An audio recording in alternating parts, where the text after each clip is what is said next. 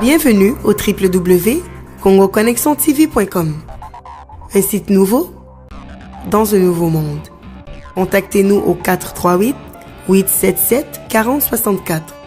Facebook Congo Connexion TV. Merci d'avoir choisi congoconnexiontv.com. Vous avez droit de savoir. Chers téléspectateurs, avant de poursuivre dans notre échange, j'ai entre mes mains, c'est les documents que notre frère Prince Epenge nous amène sur ce plateau. Et là-bas, on écrit opinion individuelle. Bien na lingala. Donc, ils ont ici, il y a moko ya bazuzi au bazaï au sambisa na cour constitutionnelle, kombo na ye wasenda Ntsongo Corneille. Aza moko ya bazuzi. Donc, aussi mi mukandawa, mais biso to bito vérifier ngo pe na musika. Bon, siko azana eka na Kinshasa wa. Mais oui, azana eka na Kinshasa. Après cette opinion na ya libre azo circuler normalement. Na betela ka l'histoire les ya bazuzi ya cour constitutionnelle. Professeur Kalil passe à Ibisawete. Mi balé ya bazuzi basi ba démissionner pour na koloba. Katna bango moko na yebi professeur na moko banya voilà. Balobete to ali ba professeur to tangi. To zali lokola mwinda. Obi na Biblia balobete ba pelisaka mwinda pona kotia ngo na se ambeto te. Ba pelisaka mwinda po ete batia ngo na mesa bato nyonso bamona. Nde bazuzi wana mi balé ba professeur balobaka to ali ba professeur université. To ali ba lakisi to ko pesa ku université. To boyi kozana bo soto ya cour constitutionnelle de ba démissionnant. Tango wana pe zuzi moko akufaki awa professeur Kalila rappelaki yango bazuzi mususu balobi cour constitutionnelle wana ekomi potopoto ezali lokola instrument politique ya Kabila to boyi ko siéger. Donc lolenge moko pe papa oyo na ko pesa longonya na ko pesa ye mokakoswa na to ko souhaiter bonne vie moni dignité sikawa. Lelo ba komba jeune congolais ba koloba lokola o ba kotana na droit ba koma lokola ebongaki toza la table na plateau boye na ye moko zuzi oyo ona omekotuna mwa bamituna musume na yedi ndenge toya kotuna ona zoloba na ndenge ya ona nini bango bazelaka kaka na sima eloko esi ma ese sopani en quelque sorte soki tobina lingala na biso nde tomesana koloba bongo na sima nde abimisa bamakanisi ya te avant alobaki yango te alobaki na baninga na ye asa alobaki yango eloko nga azoloba landa nanu ngai na ndenge ya démarche oyo nazoloba. C'est-à-dire, tangu makambo wana ezokende ndenge tokomaki awa vendredi wana le 18 bato bazoluka est-ce que bakoloba lelo te peut-être wana déjà omoni na place wana soka bimaki mbala moko alobi ngai esamaka na sanso ndenge nazoloba mpona sikoyo eza lokola nde balobaka mai ese supani le vin est tiré il faut le boire nde tozokende nango mais natanga moke tokoya nango parce que na temps déjà topusani mwa makasi na professeur ezali bamakambo baquestion mwa mosusu na opinion individuelle. Il y a juge Wasenda Ntsongo Corneille moko ya balibwa oyo bazalaka wana pena komona kabango bakataki likambo ya lobi boye la requête tant la requête to ba ki requête ya dynamique de l'opposition donc ya ndeko Fayulu abi la requête devrait être déclarée fondée au regard de l'aveu de violations dans les chefs de la CENI pour le premier moyen. Na rappelaka bino 3 moyens oyo bandeko ya dynamique de l'opposition na collectif des avocats na bango ba pesaka ezali makambo ya violation ya article 70 bis et 71 de la loi électorale. Donc pona ye zuzi oyo abi kolandisama na moyen ya liboso oyo bandeko ya bavocat ya Martin Fayulu bayaki nango kolobaki seni abuki mobeku ya makambo etali maponami. Et sengelaki déjà na moyen wana bandima ya solo ke seni abukaki mobeku na opinion na yeka ndenga zoloba pe na tina na yango ebongaki bayamba requête wana ya bandeko ba avocat oya Martin Fayulu bandima bakokaki ko rejeter yango te bongai bandima yango keza na motuya fondé na moni sans akoloba musute so ikoloba motuya te do ba trouver yango keza motuya eza pena na ntina et balandela yango. Donc la requête devait être déclarée fondée au regard de l'aveu des violations dans les chefs de la CENI pour le premier moyen, au regard de ce que les procès-verbaux ont été soumis au débat contradictoire et de ce que la force majeure pourrait à la rigueur justifier les reports et non la privation du droit de voter.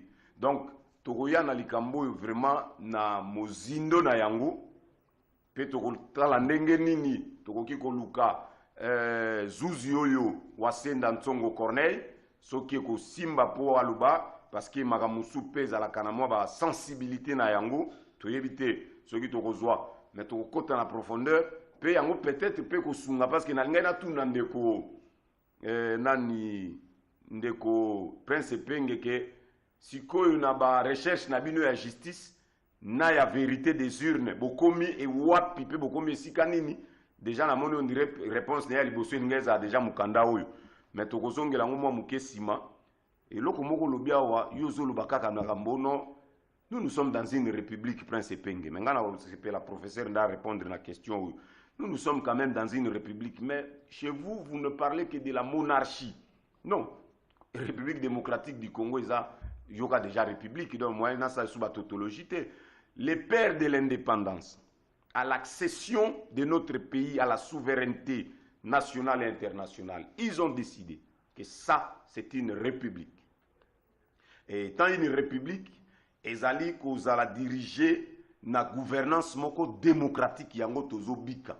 Mais professeur, lorsque vous chez Lamuka, quand je dis vous, c'est-à-dire Lamuka, on dit non, Ndeko Kabila a nommé Tina chef de l'État, mais vous n'avez même pas de preuves.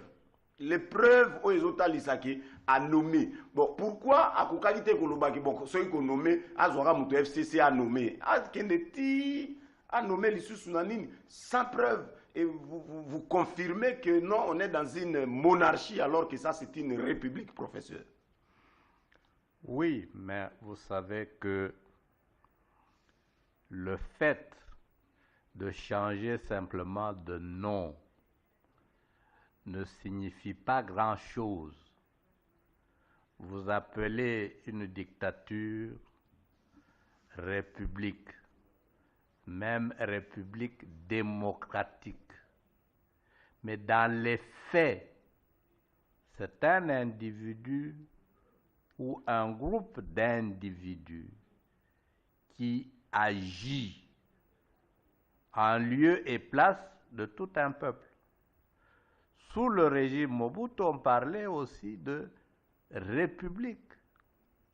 Mais dans cette république de Mobutu, qui contrôlait l'armée, qui contrôlait la police, qui nommait les ministres, qui était président du comité central, du conseil exécutif, tous les pouvoirs étaient concentrés dans les mains d'un seul individu, Mobutu Sese Seko, qui nommait et révoquait comme bon lui semblait.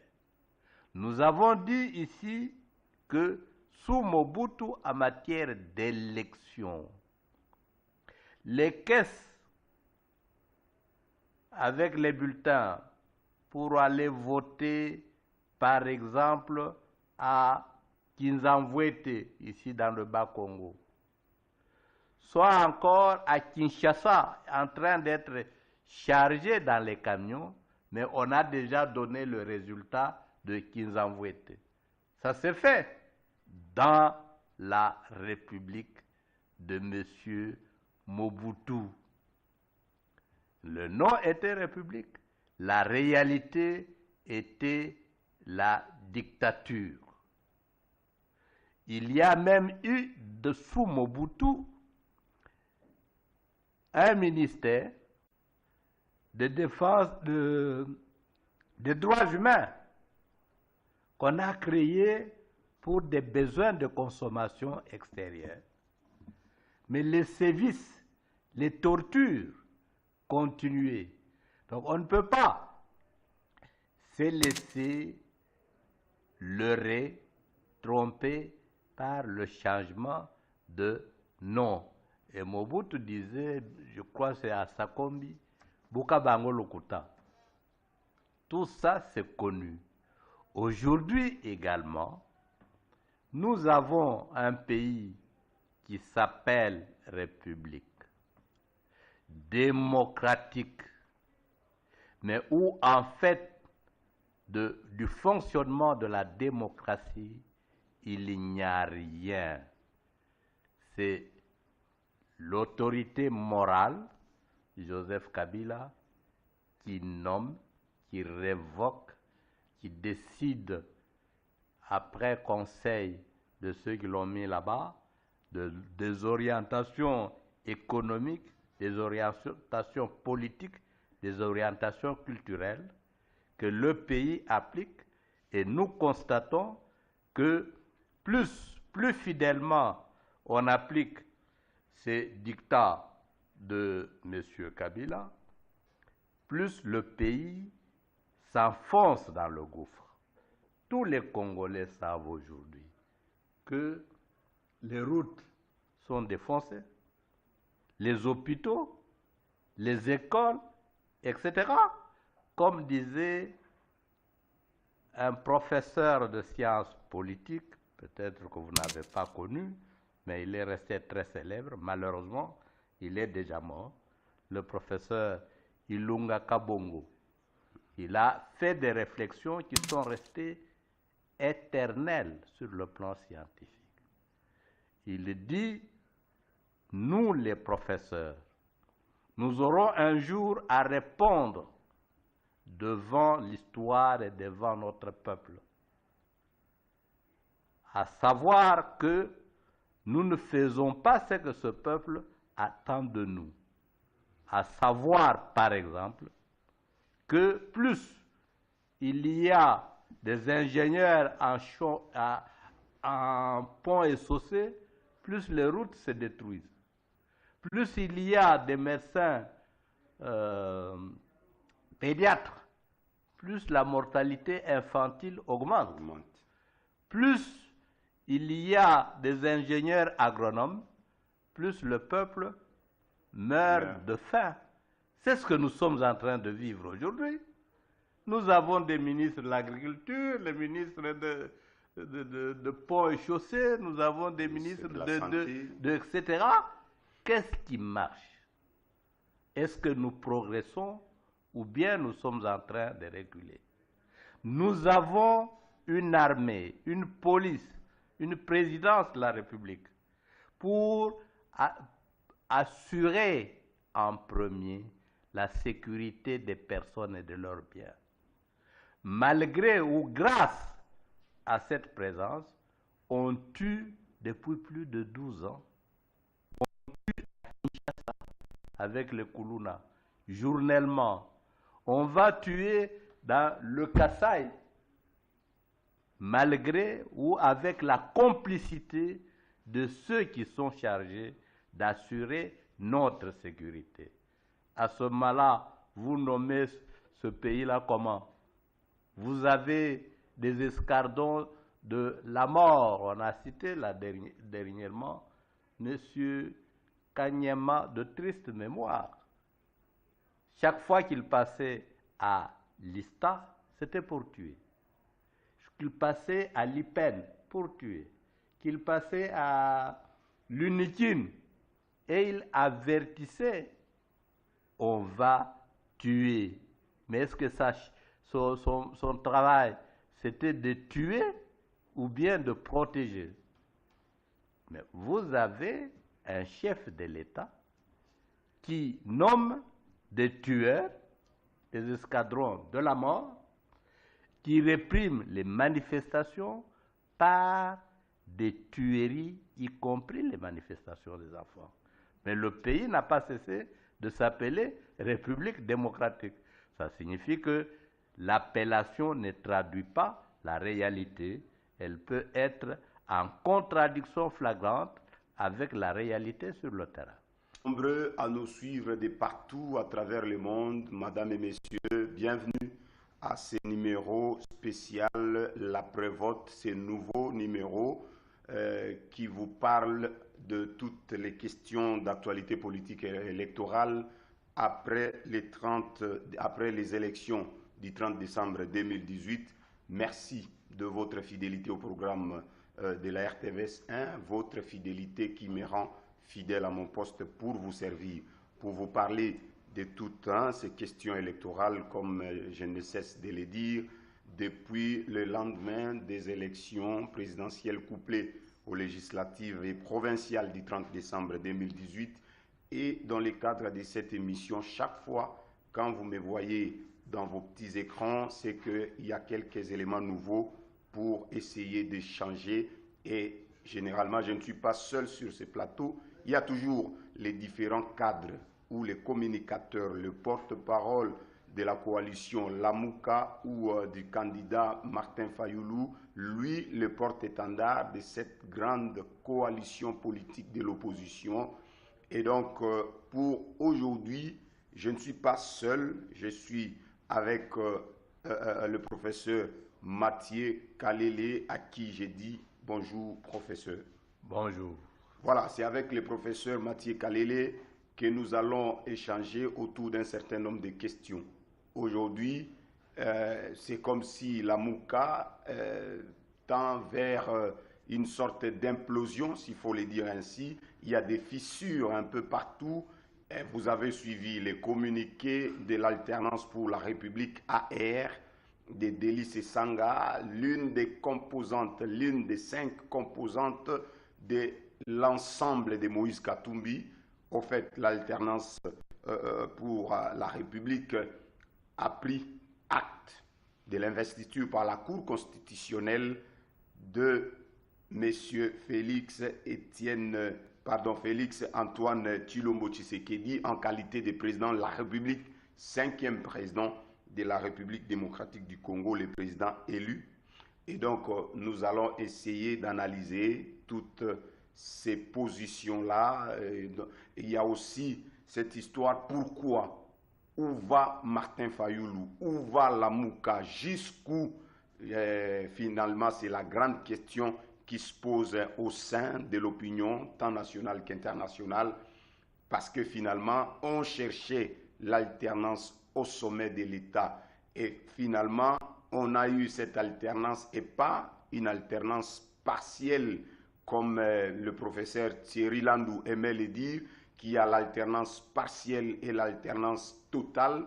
Partielle lorsque le pouvoir est toujours maintenu, selon le professeur, je l'ai bien dit, Thierry Landou, lorsque le pouvoir est toujours maintenu dans les camps, par exemple, de la Kabylie, mais avec changement de personnalité, c'est-à-dire Kabila quitte et Chadari vient, là c'est l'alternance partielle, mais maintenant on est dans les cas où l'alternance est totale parce que c'est une sorte de basculement, le pouvoir n'est plus dans la Kabylie, mais au niveau de l'opposition, avec Félix Tshisekedi en tête, mais où alors jusqu'où ira Martin Fayoulou et jusqu'où ira la Mouka, parce que l'alternance totale est déjà là. Toutes ces questions, nous allons essayer de poser au professeur Mathieu Kalele pour essayer d'apporter des lumières. Nous ne manquerons pas aussi de parler de ces meetings du samedi 2 février prochain. Martin Fayoulou va devoir parler au peuple congolais, à ses électeurs, ses nombreux électeurs. Nous ne manquerons pas aussi d'en parler. Professeur, aujourd'hui, ce qu'on cherchait, on l'a d'une manière ou de l'autre obtenu. L'alternance au sommet de l'État. Kabila est parti. Maintenant, il y a Félix Antoine Tshilombo Tshisekedi. Il est issu de l'opposition. On sait comment il y a eu des parcours un peu, je ne sais pas comment dire, on a débouché. On sait comment on a commencé avec la Cité de l'Union africaine, on a commencé avec les négociations directes du centre interdiocésain. Finalement, l'alternance est là. Jusqu'où ira la Mouka? Est-ce qu'on ne peut pas aujourd'hui applaudir cette alternance et laisser, par exemple, voir comment les choses vont évoluer, professeur? Bon, merci pour cette énième émission sur la préélection qui nous permet d'éclairer l'opinion sur certains zones d'ombre. Il y a un principe un peu bizarre, un moqueur.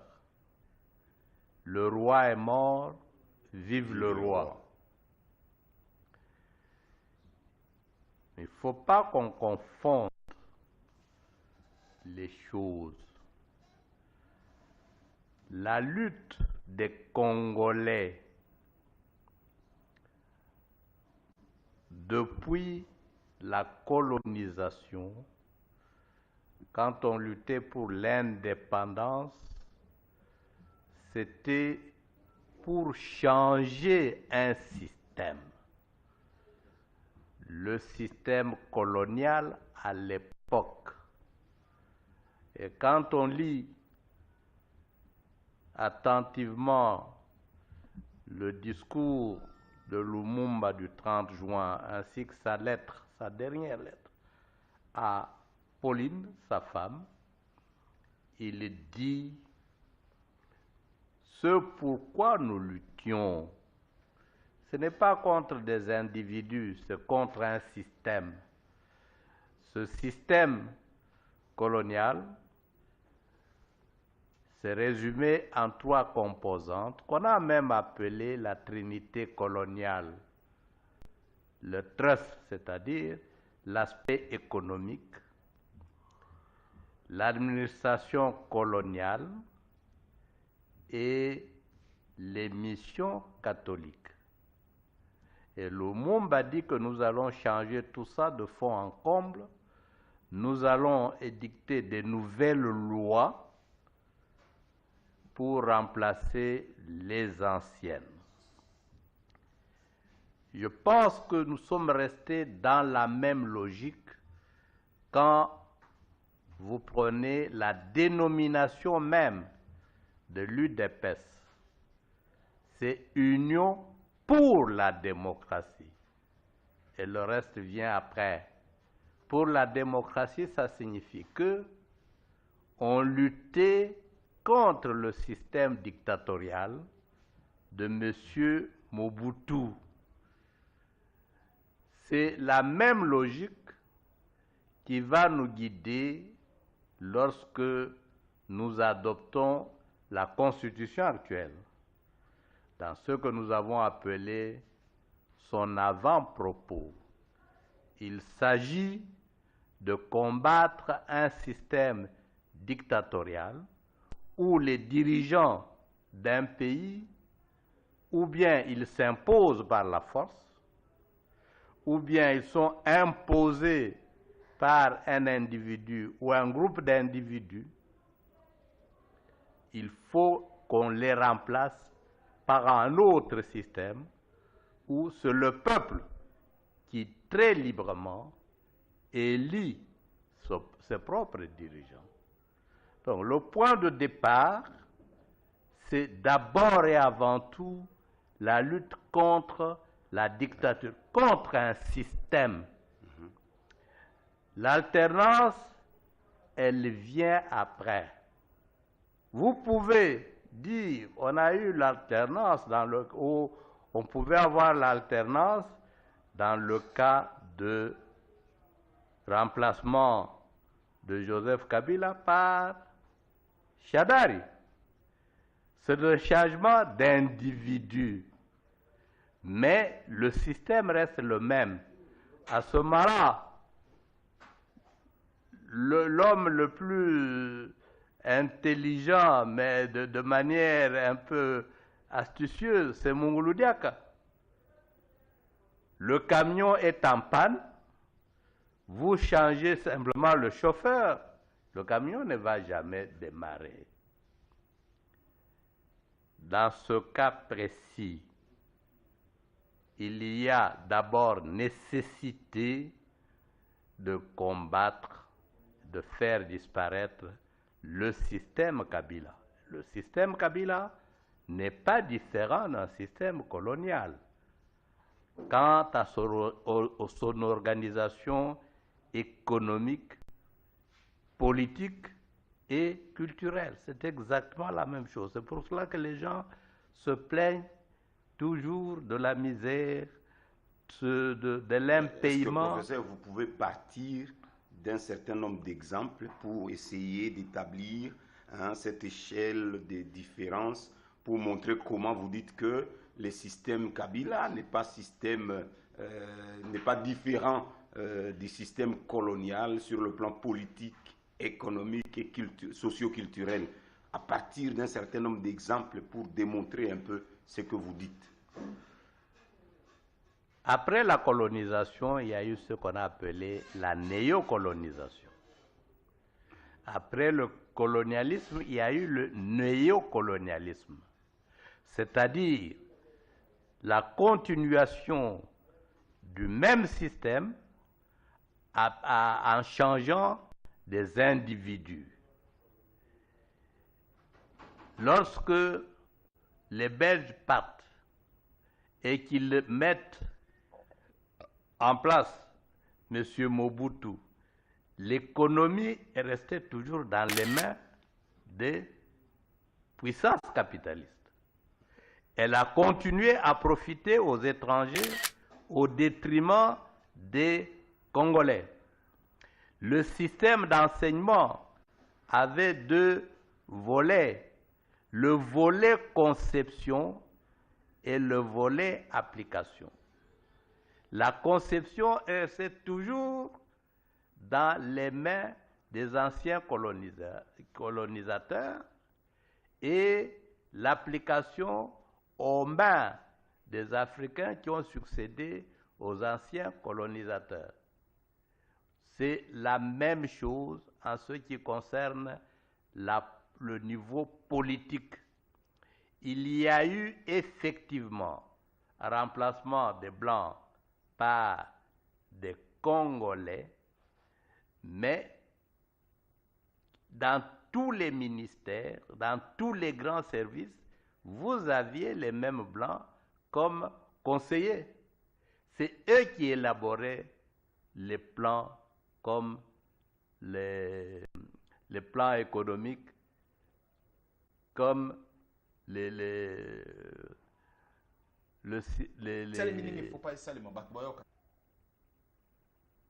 le mot ne vient pas. Le plan de Mobutu là-bas, Manifeste de Lancélé. Non, pas manifeste de Lancélé. L'objectif 80. Objectif 80, Ouais. avec les différents offices. Le problème, le code minier, le code pétrolier, le code forestier, c'est élaboré par la Banque mondiale qui les a imposés et on a vu les conséquences et on a été obligé de dire il faut revoir ces choses-là. Malgré qu'on était indépendant, la conception restait dans les mains des anciens colonisateurs. Lorsque vient Mzee Laurent Désiré Kabila, il y a des tentatives de changement en profondeur. Vous vous rappellerez que l'une des batailles de Mzee, c'était le rejet des dictats de la Banque mondiale. Il a refusé ce système-là de la Banque mondiale. Il a même rejeté le système de la francophonie. Il a revu beaucoup de choses. Il a commencé à payer des salaires des policiers ou autres à $100. Il a tourné le dos au système économique capitaliste imposé par la colonisation. Sur le plan culturel, vous avez vu également les changements. Alors qu'avant, c'est la femme qu'on chantait, pratiquement tous les musiciens, et chacun en solo, il a opéré un revirement culturel en mettant les musiciens ensemble pour chanter le franc congolais, pour chanter l'indépendance. Et au niveau de l'université, il a mis ensemble beaucoup de professeurs d'université en leur donnant de programmes à réaliser, par exemple, comment on peut fabriquer les armes. On a fabriqué des bombes ici, artisanales, pour pouvoir se battre. Donc, lorsque nous est tué et qu'il est remplacé par Joseph Kabila, on est revenu au diktat de la Banque mondiale, du Fonds monétaire international. On est revenu à la domination culturelle dans le système de l'enseignement avec les conséquences que nous déplorons aujourd'hui. Donc, l'idée principale, c'est le changement d'un système. Ce n'est pas d'abord le changement des hommes. Vous pouvez changer des hommes qui continuent le même système. Au Sénégal, quand vous remplacez Abdou Diouf de Gaulle par pas Senghor par Abdou Diouf, il y a eu un changement, mais le système a continué, toujours sous l'emprise de la France. Mais lorsque vous arrivez au Burkina Faso, le coup d'État perpétré par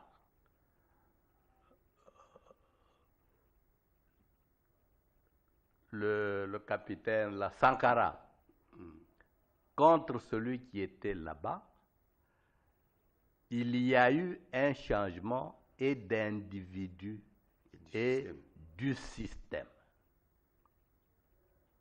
Donc, tout changement d'individu n'implique pas nécessairement un changement de système. On peut continuer le même système avec des individus différents. D'ailleurs, nos amis de FCC sont plus intelligents, sont plus directs en ce moment-là. Nous votons continuité. Si Shadari prend le pouvoir ou quelqu'un d'autre, c'est le même système mis en place par Joseph Kabila qui va continuer. Nous votons continuité. Mais professeur, ici, avec les mêmes ce individus. n'est pas le cas. Ici, c'est Tshisekedi qui oui, est là. Oui, j'y Tshisekedi arrive. n'est pas du FCC. Non. Est-ce que nous nous mettons d'accord que Tshisekedi Chilombo est de l'UDPS? Oui. Est-ce que... Il vient de l'opposition. Oui, mais il vient de l'opposition. Oui. Il est de l'UDPS. L'UDPS signifie Union pour la démocratie, c'est-à-dire pour le changement d'un système, le système dictatorial. Il prend le pouvoir. De quelle manière s'agit-il d'un pouvoir après avoir gagné les élections ou s'agit-il d'un pouvoir après des tractations et nominations comme ça se raconte à gauche, à droite? À ce moment-là, ce n'est plus le peuple qui a décidé, c'est un individu qui a imposé. Nous ne sommes pas très avancés. Il faut attendre pour qu'à l'œuvre, on voit quelle est sa marge de manœuvre. Va-t-il changer qualitativement le système Kabila pour un système démocratique dans les trois économiques, politiques et culturels, ou bien on va continuer de la même intelligents, des gens stratégiques, tout est calculé, ils ne laissent rien au hasard. Et ces violations de la loi avaient pour but d'imposer une fois de plus leur volonté en 2019 et c'est ce qui est fait. Pour moi, l'issue de ces résultats-là est et le reflet, la concrétisation de la volonté du pouvoir de Joseph Kabila, que ce soit au présidentiel, législatif comme au provincial. La première incohérence, parce qu'il y a beaucoup qui m'étonne, je trouve ça de la malhonnêteté intellectuelle et de l'hypocrisie. Beaucoup sont en train de condamner, de s'accrocher à condamner la Synco, mais la Synco, c'est un petit détail, la contradiction que la Synco a apportée vis-à-vis des résultats de la CENI. Parce que c'est la même contradiction que la Synco a apportée en 2011 et nous avons tous applaudi et soutenu la Synco pour revendiquer la victoire du feu Étienne Tshisekedi. En 2018-2019, la CENI réitère la même contradiction vis-à-vis des résultats de la CENI proclamés par la... Vous avez droit de savoir. Bienvenue au www.congoconnexiontv.com. Un site nouveau dans un nouveau monde. Contactez-nous au 438 877 4064. Facebook Congo Connexion TV. Merci d'avoir choisi congoconnexiontv.com.